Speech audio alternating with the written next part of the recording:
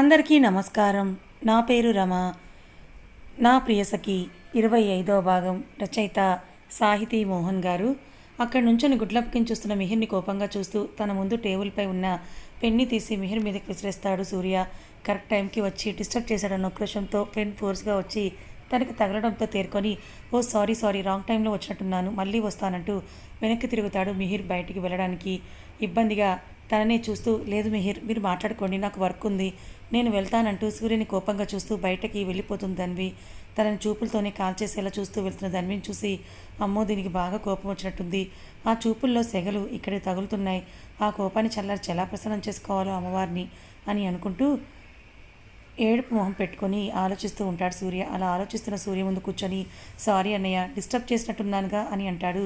మిహిర్ సూర్యని చూసి ముసిముసిగా నవ్వుతూ, మిహిర్ నవ్వును చూసి చేసి చచ్చావుగా, ఇంకెందుకు సారీ అంటూ, అయినా వచ్చే ముందు డోర్ నాక్ చేసి రావాలని తెలీదురా నీకు అని అంటాడు సూర్య. తనని ధన్వి దగ్గర ఇరికించాడన్న ఉక్రోషంతో ఎర్రబడ్డ సూర్య ఫేస్ని చూసి నాకేం తెలుసు, ఎప్పుడు వర్క్ విషయంలో స్ట్రిక్ట్గా ఉండే నువ్వు పెళ్ళయ్యాక ఆఫీస్కి కూడా పర్సనల్ పనులకు యూజ్ చేస్తావని అంటాడు మిహిర్ నవ్వుతూ. తనను చూసి నవ్వుతున్న మిహిర్ని చూసి ఉడుక్కుంటూ నవ్వరా నవ్వు, నన్ను మీ వదిన దగ్గర బుక్ చేసి నువ్వు బాగా నవ్వు అంటూ చూసావుగా నన్ను ఎలా చూసుకుంటూ వెళ్ళిందో, దాని చూపులకే కనుక పవర్ ఉంటే ఈ పాటికి నేను కరెంట్ షాక్ కొట్టిన కాకిలా మలమలా మాడిపోయేవాడిని అంటాడు సూర్య ఫేస్ డల్గా పెట్టుకొని. హహా, ఎంత పెద్ద ప్రాబ్లం అయినా చిటికలో సాల్వ్ చేసే నువ్వేనా ఇలా మాట్లాడుతుంది అంటాడు మిహిర్. ఒరేయ్, మన తెలివి అంతా బిజినెస్ విషయాలు నిరా, పిల్లని దగ్గర అవేం పనికిరావు, చూడటానికి క్యూట్గా సాఫ్ట్గా కనపడుతుంది కానీ పెద్ద కంచు, ఇప్పుడు దాన్ని ఎలా క్యూర్ చేయాలో ఏంటో అని తెగ ఫీల్ అయిపోతుంటాడు సూర్య. హహా, అందరినీ చూపులతోనే కంట్రోల్ చేసే నిన్ను భలే కంట్రోల్లో పెట్టిందన్నయ్య వదిన. నేను వదిన దగ్గర కొన్ని టిప్స్ తీసుకుంటూ నిన్ను కంట్రోల్ చేయడంలో ఎప్పుడు చూడు నన్ను ఏడిపిస్తూనే ఉంటావు అంటాడు మిహిర్. అది ప్రపంచంలో దానికి తప్ప ఎవరికి సాధ్యం కాదు, కానీ నీ ఎదవ సోదాపి దాన్ని కూల్ చేయడానికి ఏదైనా ఐడియా ఉంటే చెప్పు అని అంటాడు సూర్య. ఇందులో అంతగా ఆలోచించేది ఏముందన్నయ్య, ఈవినింగ్ వెళ్ళేటప్పుడు ఏదైనా మంచి గిఫ్ట్ తీసుకొని వెళ్ళి వదిన కోసం, అది ఇచ్చామనుకో ఆటోమేటిక్గా తను కూల్ అయిపోతుంది అని అంటాడు చాలా క్యాజువల్గా. నాట్ బ్యాడ్, నీ బుర్ర బిజినెస్ విషయాల్లో పనిచేయకపోయినా ఈ విషయంలో మాత్రం బాగానే పనిచేసింది అంటాడు సూర్య మిహిర్ని చూసి నవ్వుతూ.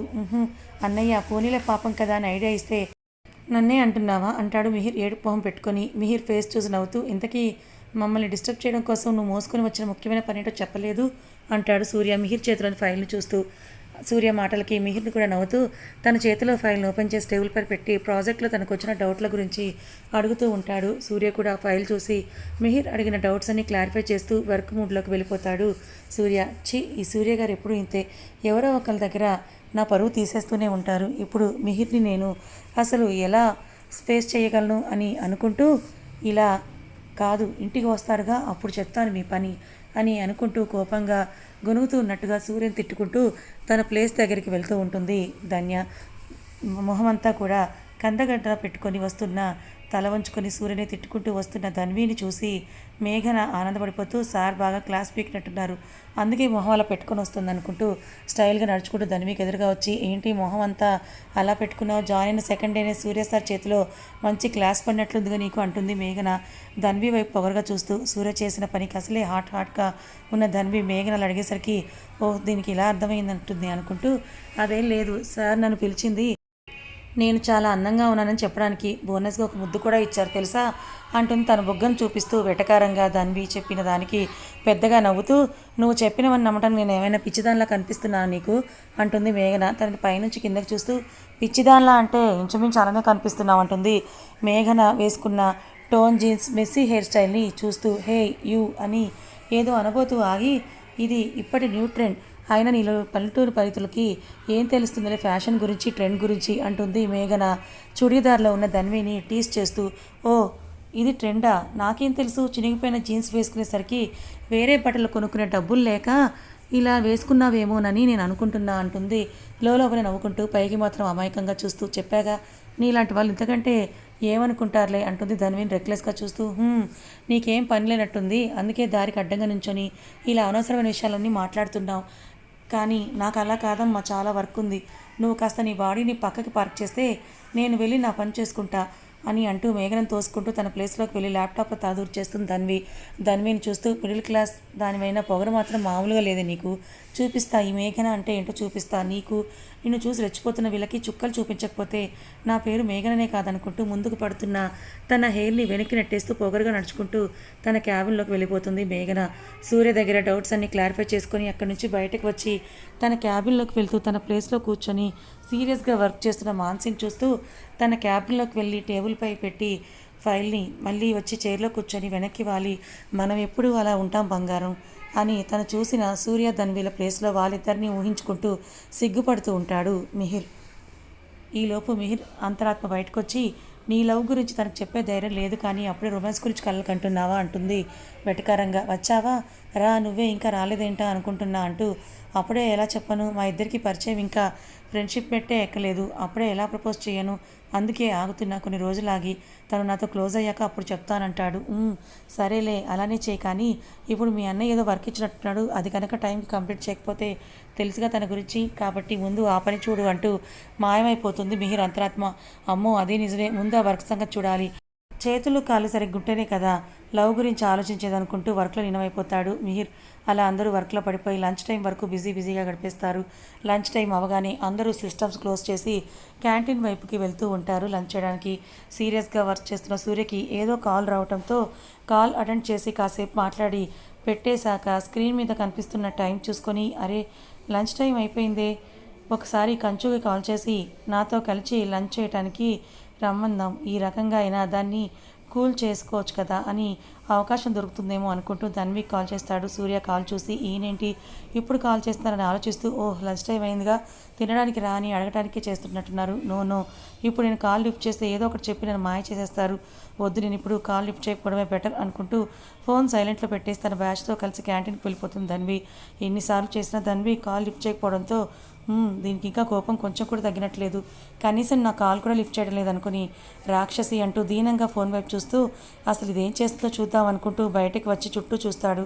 అక్కడ స్టాఫ్ ఎవరూ లేకపోవడంతో అమ్మయ్య ఎవరూ లేరు, ఇప్పుడే ఏదో ఒకటి చెప్పి దాన్ని నా క్యాబిన్కి తీసుకెళ్లాలనుకుంటూ ధన్వి ప్లేస్ దగ్గరికి వెళ్ళి చూడగానే అక్కడ ఉన్న ఖాళీ చైర్ సూర్యని చూసి వెక్కిరిస్తుంది. ఇదేంటి ఇది ఇక్కడ లేదు, ఎక్కడికి వెళ్ళిందబ్బా అని అనుకుంటూ ఆఫీస్ అంతా కూడా వెతుకుతూ క్యాంటీన్ వైపుకి వెళ్తాడు సూర్య. అక్కడ తన బ్యాచ్తో కలిసి కూర్చొని కబుర్లు చెప్తూ లంచ్ చేస్తూ ఉన్న ధన్విని చూసి రాక్షసి నీకోసం నేను ఆఫీస్ అంతా వెతుకుతూ ఉంటే నువ్వేమో ఇక్కడ కూర్చొని చక్కగా ముచ్చట్లు చెప్పుకుంటూ ఉన్నావా అని ముద్దుగా తిట్టుకుంటూ ధన్విపై ప్రేమగా చూస్తూ ఉంటాడు సూర్య. కాసేపటికి అక్కడ జరిగిన సంఘటనను చూసి సూర్య కళ్ళు ఒక్కసారిగా అరుణవర్ణాన్ని సంతరించుకున్నాయి. తన చేతి పిడికిలు గట్టిగా బిగుసుకుంది. అప్పటిదాకా ప్రశాంతంగా ఉన్న తన వదనం రౌద్రంగా మారిపోయింది. అసలు ఏమైందంటే సూర్య మీద కోపంగా ఉన్న ధన్వి తన కాల్ని చూసి కూడా కావాలని లిఫ్ట్ చేయకుండా తన ఫోన్ని సైలెంట్లో పెట్టేసి కృష్ణ, కిరణ్, అను, మానసులతో కలిసి క్యాంటీన్కి వెళ్తుంది. అందరూ కలిసి ఒక టేబుల్ దగ్గర సెటిల్ అయి ఫుడ్ ఆర్డర్ చేసి మాట్లాడుకుంటూ కూర్చుంటారు. అప్పుడే గౌతమ్తో కలిసి క్యాంటీన్కి వచ్చిన విక్కీ అక్కడ ఒక టేబుల్ దగ్గర కూర్చొని తన ఫ్రెండ్స్తో ముచ్చట్లు చెప్తూ నవ్వుతున్న ధన్విని చూసి రే గౌతమ్ ఆ అమ్మాయి అక్కడ ఉంది, పదా వెళ్ళి ఇంట్రడ్యూస్ చేసుకుందాం అంటాడు విక్కీ. విక్కీ మాటలకి అటువైపు తిరిగి ధన్విని చూసి వద్దురా విక్కీ, తను అందరి అమ్మాయి లాంటిది కాదురా, చాలా ట్రెడిషనల్గా ఉంది, అలాంటి అమ్మాయితో నీకెందుకు చెప్పు, వదిలేరా అని అంటాడు గౌతమ్. గౌతమ్ మాటలకి విక్కీ నవ్వుతూ అందుకే కదరా నేను తనని చూసిన ఒక రోజులోని తన క్యారెక్టర్కి తన అందానికి ఫిదా అయిపోయాను అని అంటూ ధన్వి వాళ్ళు కూర్చున్న వైపుకి వెళ్తాడు విక్కీ. దూరంగా కడపడుతున్న ధన్విని చూస్తూ తనేం చేయబోతున్నాడోనని భయపడిపోతూ గౌతమ్ వెనకాలే తను కూడా వెళ్తాడు. విక్కీ వెనకాలే వాళ్ళు కూర్చున్న టేబుల్కి దగ్గరగా వెళ్ళి పింక్ డ్రెస్లో గులాబీలా కనబడుతూ తన ఫ్రెండ్స్తో ఏదో చెప్తూ ఉంటే నవ్వుతూ ఉంటున్న ధన్విని చూస్తూ చూడ తనని ఎంత అందంగా ఉందో, ఆ నవ్వే నాకు ఫుల్ బాటిల్ తాగినంత కిక్నిస్తోంది. ఇప్పటిదాకా నేను ఎంతోమంది అమ్మాయిలతో తిరిగాను, వాళ్ళందరూ నా డబ్బు చూసి నేనేం చెప్తే అది చేసేవాళ్ళే, కానీ తను వాళ్ళలాంటి అమ్మాయి కాదురా, అందుకే కదా చూసిన ఒక్కరోజుకే తనలా పడిచేస్తున్నాను, తనని పెళ్లి చేసుకుని లైఫ్ లాంగ్ నా దగ్గర ఉంచేసుకోవాలనుకుంటున్నాను, దానికోసం ఏం చేయడానికైనా నేను రెడీ అంటూ ధన్విని చూసి ఈవిల్ స్మైల్ ఇస్తూ చెప్తాడు విక్కీ. విక్కీ గురించి, తన పట్టుదల గురించి, తను కోరుకున్న దానికోసం ఏం చేయడానికైనా వెనుకాడని అతని మెంటాలిటీ గురించి బాగా తెలిసిన గౌతమ్ ఎందుకురా వీడి కంట్లో పడ్డావు, ఇప్పుడు ఈ రావణుడి చెర నుంచి ఎలా బయటపడతావో ఏంటో అని అనుకుంటూ జాలీగా చూస్తాడు ధన్వి వైపు. ధన్వి పక్కగా నుంచొని హాయ్ ధన్వి అంటాడు విక్కీ. విక్కీ మాటలకి తలెత్తి అతన్ని చూస్తూ హాయ్ అని అంటుంది పలకరింపుగా Dhanvi. Can I SIT here అని అంటాడు విక్కీ ధన్వి పక్కన ఉన్న చైర్ని చూపిస్తూ. యా ష్యూర్ అంటుంది విక్కీని అయోమయంగా చూస్తూ. తను అన్నదే తడవుగా థ్యాంక్ యూ అంటూ తన పక్కన సెటిల్ అయిపోతాడు విక్కీ ధన్విని తదేకంగా చూస్తూ. ఐ ఆమ్ విక్కీ విక్రమ్, మీ టీమ్స్లో ఒక టీంకి లీడర్ని అంటాడు షేక్ హ్యాండ్ కోసం చేయి చాపుతూ. విక్కీ చూపులు ఇబ్బందిగా ఉన్న తన కొలీగ్ని అవాయిడ్ చేయడం సబబు కాదన్న ఉద్దేశంతో చిన్నగా నవ్వుతూ షేక్ హ్యాండ్ ఇస్తుంది ధన్వి చేతిని వదలకుండా అలానే పట్టుకొని రెప్ప వేయకుండా తననే చూస్తూ ఉంటాడు విక్కీ చూపులు చిరాగ్గా అనిపిస్తూ ఉంటే తలదించుకొని తను పట్టుకున్న చేతిని వినిపించుకోవడానికి ట్రై చేస్తుంది. అయినా కూడా వదలకుండా ధన్వి యు ఆర్ సో అని అనబోతూ ఉంటే చివును తలెత్తి ధన్వి చూసిన చూపులు తడబడుతూ సో బ్యూటిఫుల్ అంటాడు నవ్వుతూ. విక్కీని అసహ్యంగా చూస్తూ తన చేతిని విసురుగా లాక్కొని అక్కడి నుంచి వెళ్ళిపోవడానికి లేస్తుంది ధన్వి. వెళ్ళిపోతున్న ధన్విని ఆపడానికి తన చేయి పట్టుకోబోతున్న విక్కీ చేతికి తన చున్నీ దొరుకుతుంది. అది చూసిన ధన్వి 2 అడుగులు వేయగానే చున్నీ తన నుంచి వేరే విక్కీ చేతిలోకి వెళ్ళిపోతుంది. అలా జరగటంతో ధన్వి కన్నీరు పెట్టుకుంటూ తన దగ్గరికి వచ్చిన అను మాన్సిల చాటుగా నుంచుండిపోతుంది. ఇదంతా దూరం నుంచే చూస్తూ ఉన్న సూర్య ఉగ్రుడై 2 అడుగుల్లో విక్కీని చేరుకొని విక్కీ చేతిపై ఒక దెబ్బ వేస్తాడు. అమ్మ అంటూ విక్కీ అరిచిన అరుపు క్యాంటీన్ అంతా ప్రతిధ్వనిస్తుంది. తాను తేరుకునే లోపే విక్కీ చెంపలు పటపట వాయిస్తాడు సూర్య. విక్కీ అరుపుకి అటు చూసిన అందరికీ నిప్పులు కక్కే కళ్ళతో రౌద్రంగా ఉన్న సూర్య కనిపిస్తాడు. విక్కీ అరుపుకు చాటుగా ఉన్న ధన్వి కూడా బయటకు వచ్చి తన ఎదురుగా ఆవేశంతో ఊగిపోతున్న సూర్యని చూసి భయపడుతూ నెమ్మదిగా అడుగులు వేసుకుంటూ సూర్యని చేరుకొని తన చేతిని పట్టుకుంటుంది. ఒక చేత్తో ధన్వి చేతిని గట్టిగా పట్టుకొని ఇంకో చేత్తో విక్కీ కాలర్ పట్టుకొని పైకి లేపుతాడు. సూర్యని మునిపెన్నడూ అంత కోపంగా చూడని స్టాఫ్ అంతా భయంగా చూస్తూ ఉంటే విక్కీ సూర్య చూపులకు కాస్త తడబడిన తనని తాను తమాయించుకొని సార్ అది నేను కావాలని చేయలేదు, అనుకోకుండా జరిగిపోయింది, ఐఎమ్ సారీ అంటాడు విక్కీ. షటప్, నీ క్యారెక్టర్ గురించి నాకు ఆల్రెడీ తెలుసు, కానీ నీ బిహేవియర్ ఆఫీస్లో ఎప్పుడు చూపించకపోవడం పడలేదు. వర్క్లో నువ్వు చూపించే డెడికేషన్ వల్ల ఇప్పటి వరకు నీపై నేను ఎలాంటి యాక్షన్ తీసుకోలేదు. కానీ ఇప్పుడు నా కళ్ళ ముందే నువ్వు చేసిన పని చూస్తూ కూడా నేను ఊరుకోలేను. నిన్ను వెంటనే నేను రెస్టిగేట్ చేసేస్తున్నాను అంటాడు కోపంగా సూర్యని చూస్తూ. ఐఎమ్ సారీ సార్, ఇంకెప్పుడు ఇలా జరగదు, నన్ను నమ్మండి. ఇప్పుడు కూడా నేను కావాలని చేయలేదంటూ బతిమాలుతాడు విక్కీ. సూర్యని చూస్తూ తను పట్టుకున్న చేతిని చిన్నగా ప్రెస్ చేస్తుంది ధన్వి. ఆ స్పర్శకి పక్కకు తిరిగి ధన్విని చూస్తాడు సూర్య. పోనీలే వదిలేయండి అంటూ సైగ చేస్తుంది ధన్వి. నో అన్నట్టు చూస్తాడు సూర్య. ప్లీజ్ అంటూ పెదవులు కదిలిస్తుంది ధన్వి అలా అడిగేసరికి కాదని లేక విక్కీ వైపు తిరిగి ఓకే, ఇదే నీకు లాస్ట్ వార్నింగ్, ఇంకోసారి ఇలాంటి బిహేవియర్ ఎవరితో నేను చూస్తానంటే మాత్రం నిన్నంత తేలిగ్గా వదిలిపెట్టానంటూ ధన్విని కోపంగా చూస్తూ తన క్యాబిన్కి వెళ్ళిపోతాడు సూర్య. కోపంగా వెళ్తున్న సూర్యని చూస్తూ కింద పడిన తన చున్నీని తీసుకొని తన ప్లేస్కి వెళ్ళిపోతుంది ధన్వి.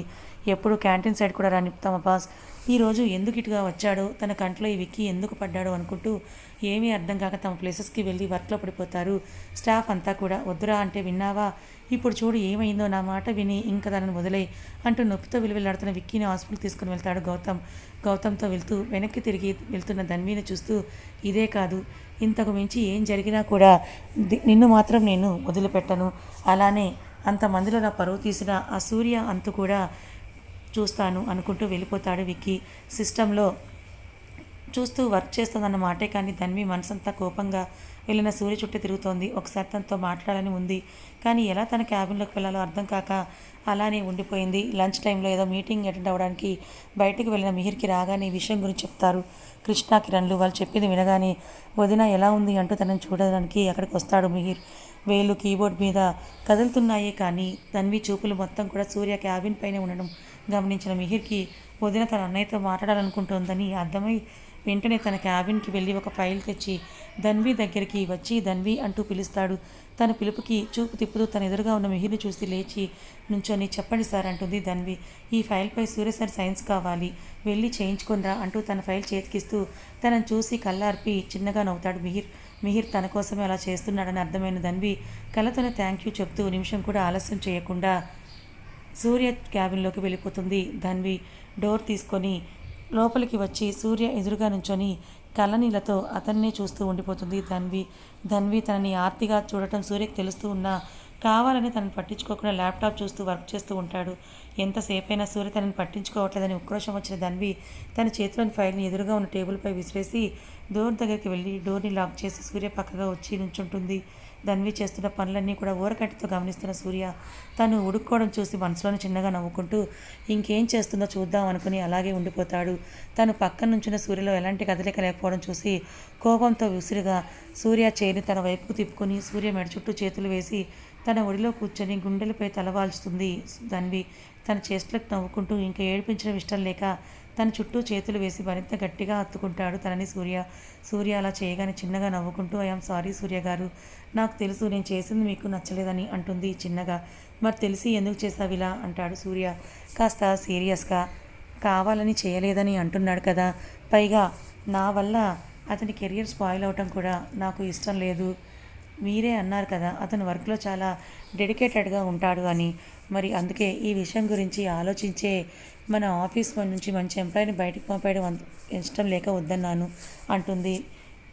తను చెప్పిందని కన్విన్స్ అవుతూ నువ్వు చెప్పావని ఈసారికి వదిలేస్తున్నా, నెక్స్ట్ టైం ఇది రిపీట్ అయితే మాత్రం నాలో ఇంకో సూర్యని చూస్తావంటాడు బేస్ వాయిస్తో. సూర్య వాయిస్కి భయపడుతూ తన మూడ్ మార్చాలని రోజు చూస్తూనే ఉన్నాగా నీలో ఇంకో సూర్యని అంటుంది. తలెత్తి సూర్యని చిలిపిగా చూస్తూ ధన్వి చూపులకి సూర్యలోని చురుకోపం మంచులా కరిగిపోగా ఆహా అంటాడు ధన్విని చూసి కొంటెగా నవ్వుతూ. ఆఫీస్లో ఇంత సీరియస్గా స్ట్రిక్ట్గా ఉండే నా సూర్య గారు ఇంటికి వచ్చేసరికి వాళ్ళ అమ్మ దగ్గర చిన్ని కన్నయ్యలా, చెల్లెల దగ్గర తమ్ముడి దగ్గర అల్లరి కృష్ణులా మారిపోతారంటుంది నవ్వుతూ. అందరి దగ్గర చెప్పావు, మరి నీ దగ్గర అంటాడు ధన్వి చుట్టూ ఉన్న చేతులు నడుము మీదకు తెస్తూ. నా దగ్గర ఏమో తెలియదు అంటుంది సిగ్గుపడుతూ.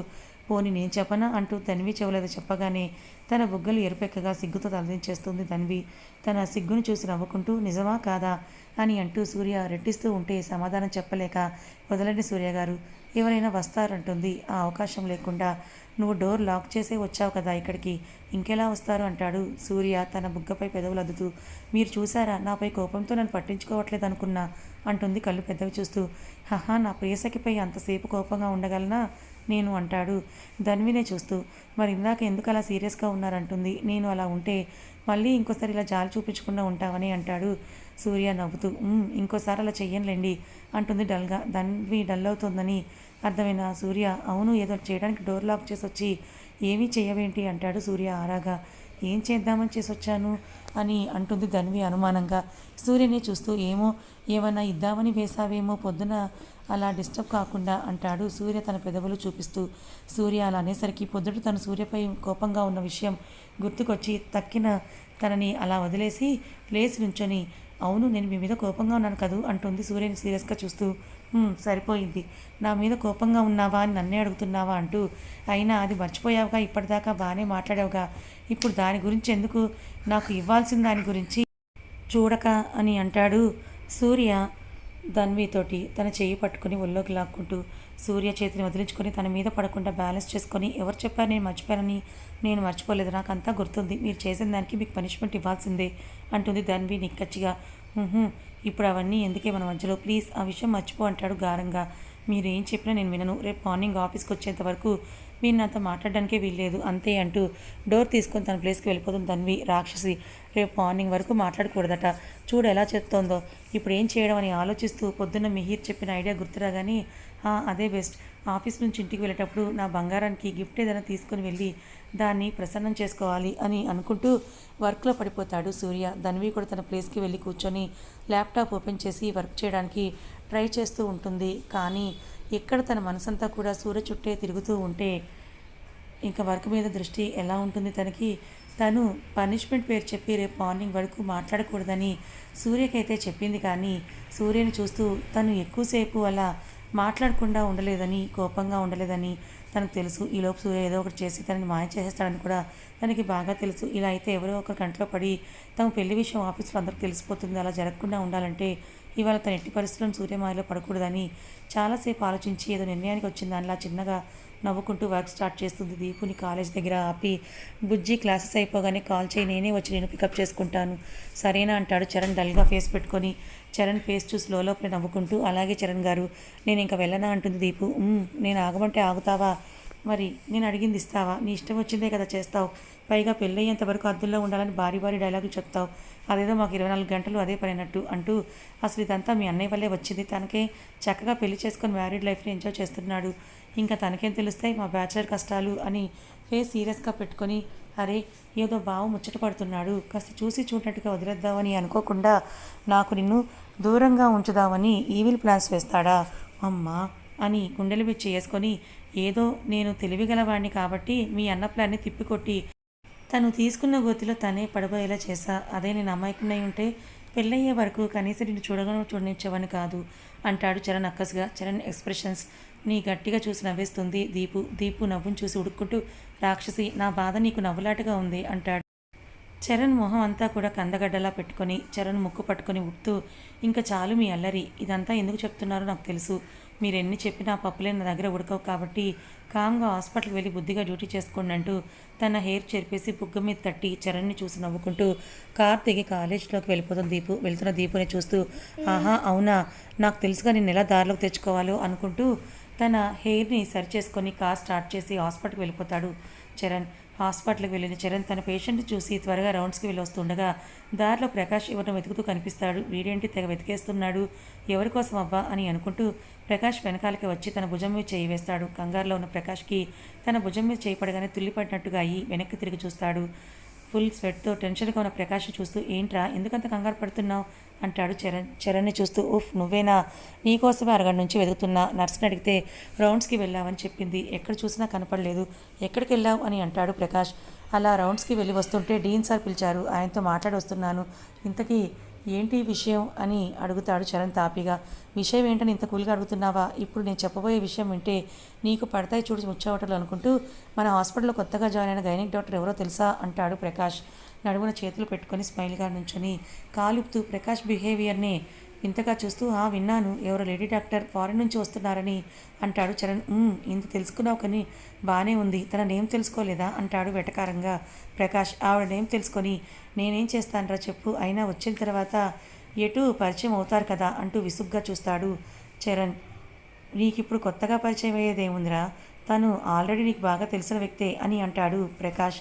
ఆ మాటలకి నాకు తెలిసిన పర్సనా, ఎవరు అని అడుగుతాడు చరణ్ ఆలోచిస్తున్నట్టుగా ఫేస్ పెట్టి. ఎవరంటే మీ స్నేహ వర్మ అంటాడు చరణ్ ఫేస్లో మారుతున్న ఎక్స్ప్రెషన్స్ని చూస్తూ. ప్రకాష్ చెప్పిన పేరు విని అదిరిపడి, ఏంట్రా నువ్వు చెప్పేది, స్నేహ అంటే అంటాడు ఎవరితో రూపం తన కళ్ళలో కనబడుతూ ఉండగా. నువ్వెవరని అనుకుంటున్నావో, అక్షరాల తనే కాలేజీలో ఉన్న రోజులు ప్రేమ ప్రేమ అంటూ నీ వెనకాల తిరిగిందే ఆ స్నేహ వర్మ అని నవ్వుతూ. నిజంగా తనేనా అంటాడు చరణ్ ఇంకా నమ్మశక్యం కానట్టుగా. నువ్వెన్నిసార్లు అడిగినా ఇక్కడికి వస్తుంది తనే, నువ్వు కాదు అనుకున్నంత మాత్రాన కాకుండా పోదుగా అంటాడు ప్రకాష్. అయినా స్టడీస్ అయిపోగానే తను కెనడా వెళ్ళిపోయింది కదా, మళ్ళీ ఇప్పుడు ఇక్కడికి ఎందుకు వస్తుంది అని అంటాడు చరణ్ అయోమయంగా ఫేస్ పెట్టి. ఏమో నాకేం తెలుసు, వచ్చాకేటు నీ దగ్గరే ఉంటుందిగా, అప్పుడు నువ్వే అడుగు అంటూ. అప్పుడు స్టడీస్ కంప్లీట్ అవ్వలేదని తప్పించుకున్నావు, నీకోసమే అన్నట్టుగా లక్కీగా వాళ్ళ బ్రదర్ పట్టుబట్టడంతో స్పెషలైజేషన్ కోసం నిన్ను వదిలి తప్పనిసరిగా కెనడా వెళ్ళిపోయింది. కానీ ఇప్పుడు నిన్ను ఇక్కడ చూసి నీకు పెళ్లి కాలేదని తెలిస్తే అంత ఈజీగా వదిలేస్తుందా? అప్పుడు ప్రేమ ప్రేమ అంటూ నీ వెంట తిరిగింది, ఇప్పుడు పెళ్ళి అంటూ తిరుగుతుందేమో, ఇప్పుడు ఏం చెప్పి తప్పించుకుంటావని నవ్వుతాడు ప్రకాష్. ఏంట్రా పొద్దున్నే ఇంత పెద్ద బాంబు తెచ్చి నా నెత్తిన వేశావు, అది అసలు మొండిగట్టం. నువ్వు అన్నట్టు ఇప్పుడు వాళ్ళ అన్నయ్య దగ్గర దయవల్ల తప్పించుకున్నాను, కానీ ఇప్పుడు ఏం చేయాలో ఏంటో అంటే తలపట్టుకుంటాడు చరణ్. ఈవినింగ్ ఆఫీస్ టైం అయిపోవడంతో స్టాఫ్ అంతా ఒక్కొక్కరుగా వెళ్ళిపోతూ ఉంటారు. లాస్ట్లో మేఘన వెళ్తూ తన ప్లేస్లో కూర్చొని సీరియస్గా వర్క్ చేసుకుంటూ ధన్విని చూసి, హలో మిస్, ఏంటి ఆఫీస్ టైమింగ్స్ అయిపోయాక కూడా అంత సీరియస్గా వర్క్ చేస్తున్నావు? నువ్వు నైట్ అంతా కూర్చొని వర్క్ చేసినా సేమ్ సాలరీనే వస్తుంది కాబట్టి అంత కష్టపడక ఇక బయలుదేరు అంటుంది పొగరుగా. అవునా, నాకు తెలియదు మేడం, మీరు చెప్పారు కదా, ఇక నుంచి అలానే చేస్తానులే. మీరు చెప్పిన ప్రకారం ఆఫీస్ టైమింగ్స్లో అసలు వర్క్ చేయకపోయినా నా శాలరీ నాకు వస్తుంది కదా అని అంటూ, థ్యాంక్ యూ మేడం, నాకు మంచి సలహా ఇచ్చారు మీరు అని అంటుంది ధన్వి వెటకారంగా. అలా ఎలా ఇస్తారు, నీ వర్క్ని బట్టే ఉంటుంది నీ శాలరీ కూడా అని అంటుంది మేఘన. మరైతే ఇందాక ఎందుకు అలా అన్నారు అని అంటూ, అనవసరంగా నన్ను మీరు కదిలించి మీ పరువు తీసుకోకండి, ఎప్పుడు ఏం చేయాలో అది నాకు బాగా తెలుసు, నేను వర్క్ చేస్తుంది దాని మీద డెడికేషన్తో కానీ ఎక్కువ శాలరీ ఎక్స్పెక్ట్ చేసి కాదంటుంది ధన్వి కోపంగా. ధన్వి మాటలకి ఇంకేం అనలేక తనని మింగేసేలా చూస్తూ అక్కడి నుండి విశ్విత బయటకు వెళ్ళిపోతుంది మేఘన. సూపర్ వదిన అన్న మాటలకి వెనక్కి తిరిగి అక్కడి నుంచొని తనను చూసి నవ్వుతున్న సూర్యని మిహిర్ని చూస్తుంది. సూపర్ వదిన, భలే చెప్పావు తనకి సమాధానం. ఇప్పటి వరకు తనకి ఎదురు చెప్పేవాళ్ళు లేక తెగ రెచ్చిపోతాను తను, నువ్వు వచ్చాక తనకి చక్కగా గడ్డి పెడుతున్నావు అంటాడు మిహిర్ ధన్వికి హైఫై ఇస్తూ. అన్నయ్య మర్చిపోయా, నీకు ఇంకో గంటలో హోటల్స్లో ముంబై క్లయింట్స్తో మీటింగ్ ఫిక్స్ అయిందంటాడు మిహిర్. అదేంట్రా సడన్గా, ఎల్లుండి కదా ఆ మీటింగ్ ఉన్నది అంటాడు సూర్య. కానీ వాళ్ళు అర్జెంటుగా యూఎస్ వెళ్ళాల్సిన పని పడిందట, అందుకే సడన్గా ఈ మీటింగ్ అంటాడు మిహిర్. ఈలోపు కృష్ణ, కిరణ్, అను, మాన్సిల్ కూడా అక్కడికి వస్తూ ధన్వి వెళ్దామా అంటారు. ఎక్కడికి వెళ్ళేది అంటాడు సూర్య వాళ్ళని చూస్తూ. అదేంటి బావ మీకు చెప్పలేదా తను మాతో మోహన్ అంకుల్ వాళ్ళ ఇంటికి తను వస్తోందిగా అంటాడు కిరణ్ సూర్యనే చూస్తూ. అవునా ఏమో మీ ఫ్రెండ్ నాతో ఏం చెప్పలేదు అని అంటాడు సూర్య ధన్విని సీరియస్గా చూస్తూ. వెళ్ళేటప్పుడు చెబుదామని అనుకున్నాను, ఈలోగా వీళ్ళే చెప్పేశారు అని అంటుంది ధన్వి. కదా ఇంకా ఉంది. సూర్యని వదిలి ధన్వి వెళ్ళిపోవడానికి కారణం కొంపదీసి ఈ విక్కీ అయితే కాదు కదా. మరి చరణ్ దీపుల మధ్యలో ఈ స్నేహ వస్తోంది. ఇప్పుడు వాళ్ళ రిలేషన్షిప్ ఎలా ఉంటుందో, మరి మిహిర్ బాన్సీని తను ప్రేమించుకోవడం చేయడానికి ఎన్ని తిప్పలు పడతాడో ఏంటో తెలుసుకోవాలనుకుంటే ఛానల్ని ఫాలో అవ్వండి. కథ నచ్చితే లైక్ చేయండి, మరికొంతమందికి షేర్ చేయండి. ఇలాంటి మరిన్ని మంచి కథల కోసం ఛానల్ని సబ్స్క్రైబ్ చేసుకోండి. Thank you so much for watching.